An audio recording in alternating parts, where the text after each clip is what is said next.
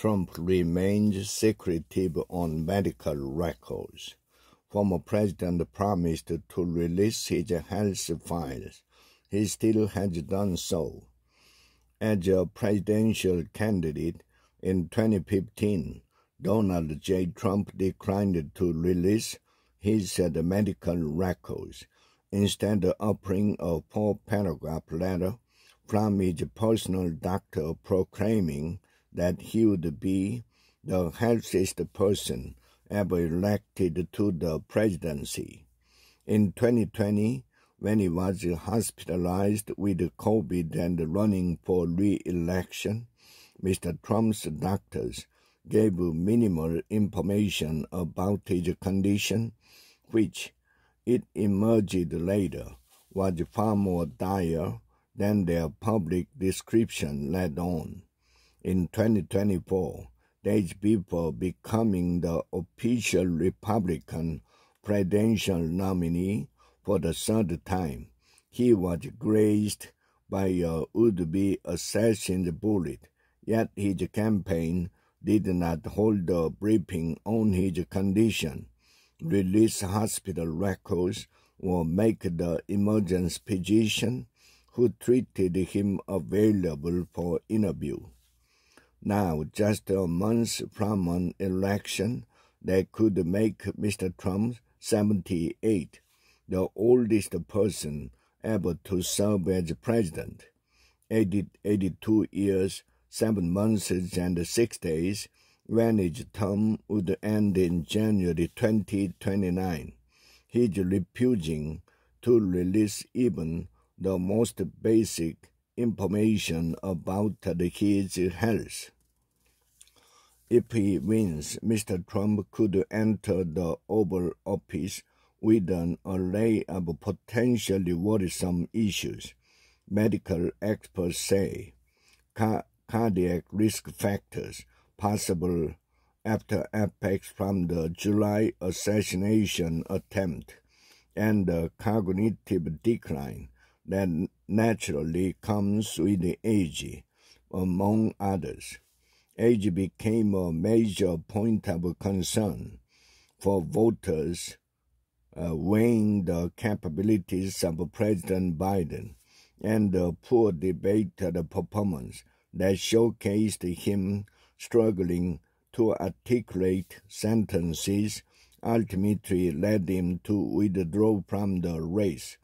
Suddenly, facing an opponent nearly 20 years his junior, Mr. Trump told CBS News in August that he would very gladly release his medical records to the public, saying he had recently had a medical exam. The New York Times requested a copy of those records. A spokeswoman for Mr. Trump eventually referred the Times to a one-page letter that his former physician, now a Republican member of Congress, wrote a week after the assassination attempt, describing the bullet wound to his ear and his progress in healing. The Times sent numerous follow-up questions. She did not reply. Here is what is known about Mr. Trump's health and what is not. Cardiac health.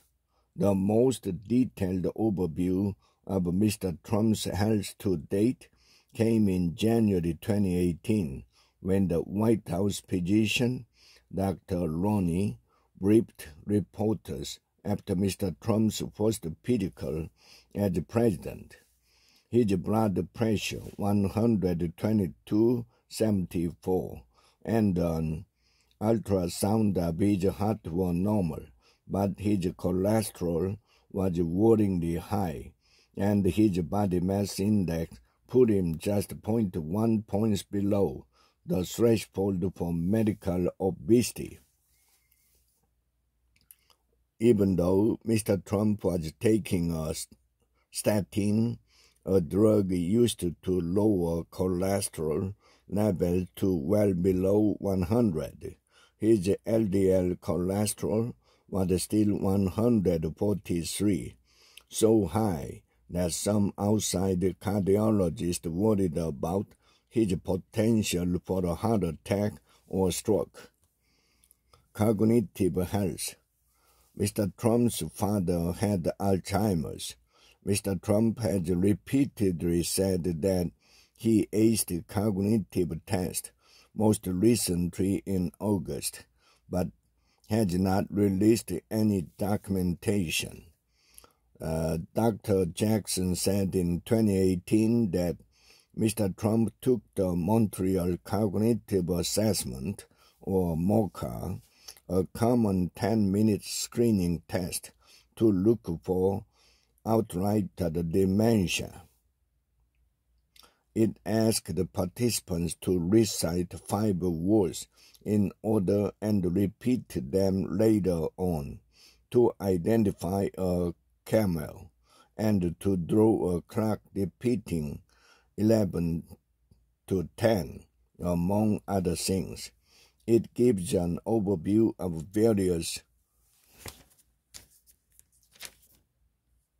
domains of cognition, short-term memory, executive function, spatial function, orientation, and language, but it does not provide a detailed measure of any of them, experts said. After the shooting, millions of people have watched the video of the moment when Mr. Trump grabbed his ear, dropped to the ground, and emerged with blood streaming down his face. But the campaign has provided little information about what happened next, which makes it difficult to understand any implication for the long term. Mr. Trump has said publicly that he is not suffering from any post-traumatic stress or other lasting effect from the assassination attempt, the first of 2 he has faced in the last 3 months. When he thought that he saw someone moving toward the stage at a rally in Long Island earlier this month, he seemed to acknowledge a fight or flight response, interrupting his own comments on taxes to describe the anxiety. I thought this was a wise guy coming up, he said. You know, I've got a little bit of a hip problem here, right? A record of obfuscation. Historically, most presidential candidates have released medical records to assure voters they are fit for office, though there is no rule requiring them to do so. Kamala Harris, 59, the Democratic nominee, has yet to release any of her personal medical information. Mr. Trump has a long history of fiercely guarding his personal medical information. After his longtime personal physician, Dr. H, revealed that Mr. Trump was taking a drug to promote hair growth, the president's aide staged a raid of his office to remove all of Mr. Trump's medical record, he said.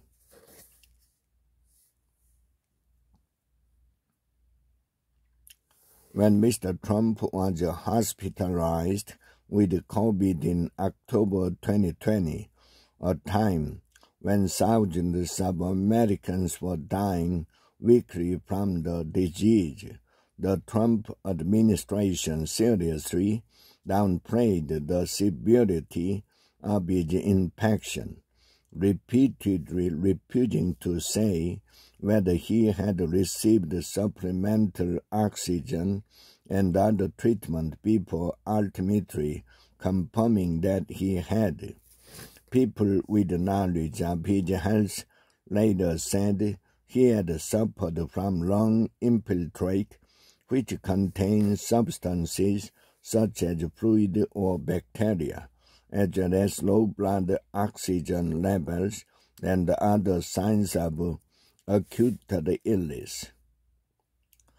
As Vice President, Ms. Harris, too, has undergone an annual physical with the White House Medical Unit, but the public has not seen her basic results: height, weight, the blood pressure, labs, the history of mammograms, and other cancer screenings.